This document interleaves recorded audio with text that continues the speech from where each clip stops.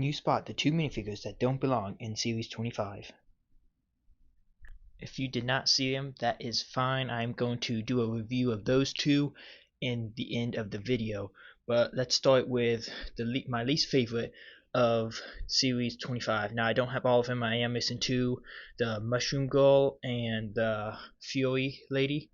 But of the ones I have, this one's my least favorite, just because I feel like it's kind of plain. It needs to have like another Lego element with it. The only really special thing is the printing on the body, and then the 1x2 brick that has a number 1 on there, but I don't think that's very unique, and I think they could have did a lot better with this. So this is my least favorite, but it still is pretty cool. I like the dark metallic legs. Those are pretty cool.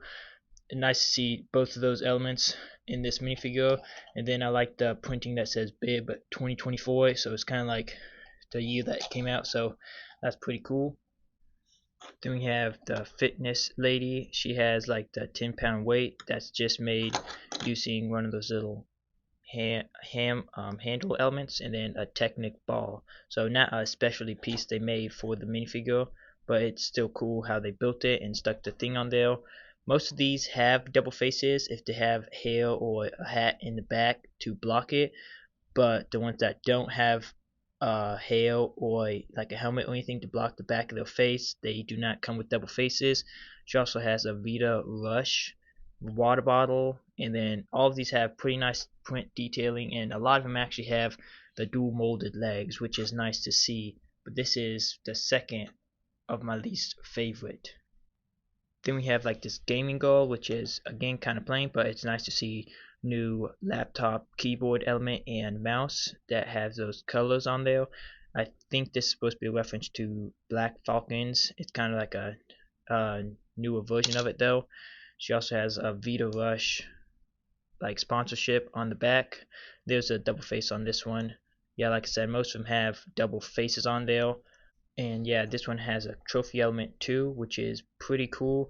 And like I said, with the runner, it's kind of like missing. Like if they threw a trophy element in here, it would make it a whole lot better. But since they only have this metal that's not unique to him, and the 1x2 brick, which is unique I think, but it's not that special. It doesn't have like any other printing on it, so that's why this one is actually my least favorite. But yeah, this is the third spot for the least ones that I like, I guess you could say. So actually doing it by numbers, this is number 10, number 9, number 8, and then number 7 would be the dog grooming lady. She has scissors and then this special new dog element. I have her above some of these other ones just because I like the animal molds that they make out of Lego. I think those are really cool. I like collecting them, like even the dinosaur ones, basically any animal mold I like collecting, so that's why this one's a little bit higher up. But the Nella Cool minifigure has like a built-in hearing aid to her hair, so that is very nice to see.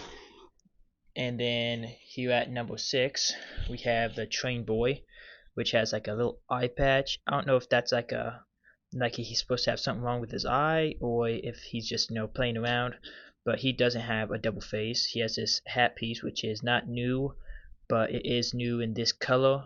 He has the small movable legs underneath his train, so that's pretty cool. A little printed what do you call it, radar dish in the front that says 25. You actually get an extra one of those, which is pretty cool. Number 5 is the Barbarian. This one is up there as high as it is because this sword element just looks amazing. The colors and everything.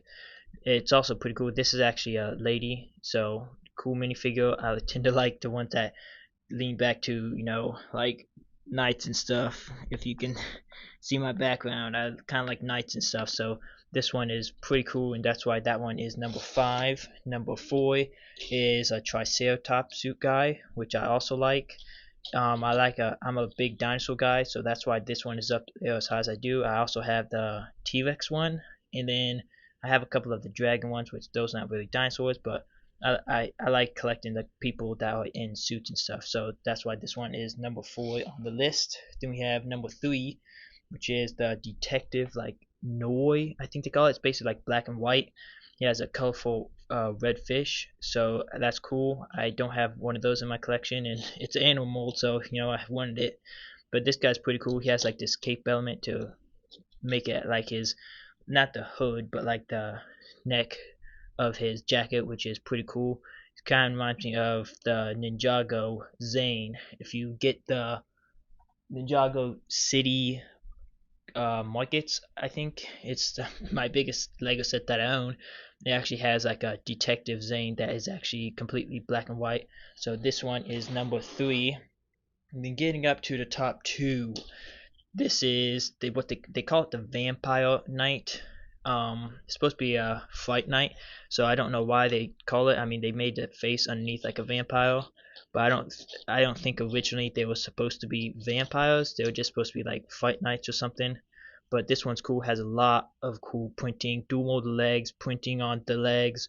Has a printed shield, printing on the arms, on the torso. A cape with special like prints and stuff on there.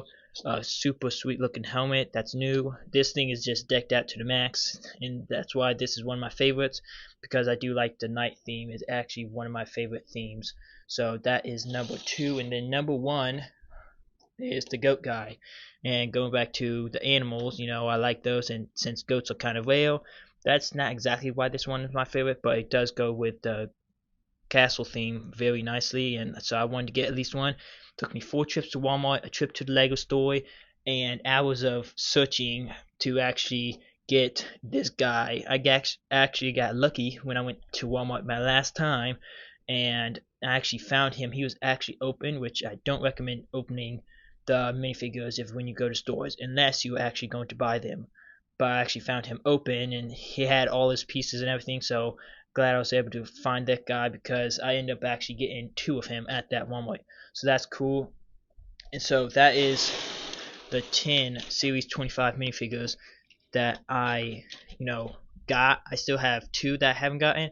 I could have gotten the Fury at one point, but I didn't really want that one just because it's like bright blue and purple and stuff, and it's not really natural colors. Like I don't think bright blue and purple really goes with like castles or anything like that. But I still want the Mushroom Sprite Girl, which I haven't found yet. But I'm hoping I'll be able to get her. And since I get her, since I'll have all of them except the Fury, I might just get the Fury just so I have the whole collection of all 12 minifigures.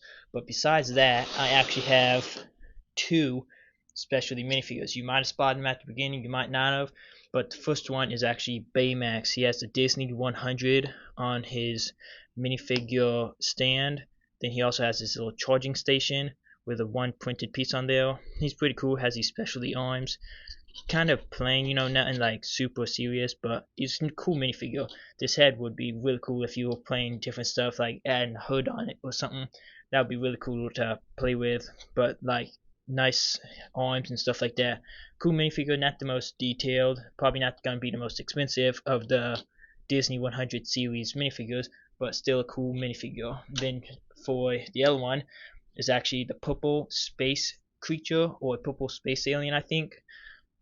It has some printing on the arms, the legs. It has this little head that has like spewing acid or something. It has like this gun in the teal color.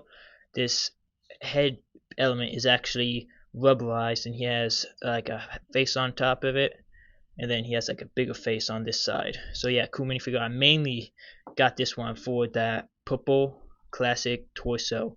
That's why I got it, because I want to build the classic purple spaceman, and I actually have all the elements except the arms and then the hands. I actually don't have those in purple, but those are pretty easy, so I'm fixing to get something that has those.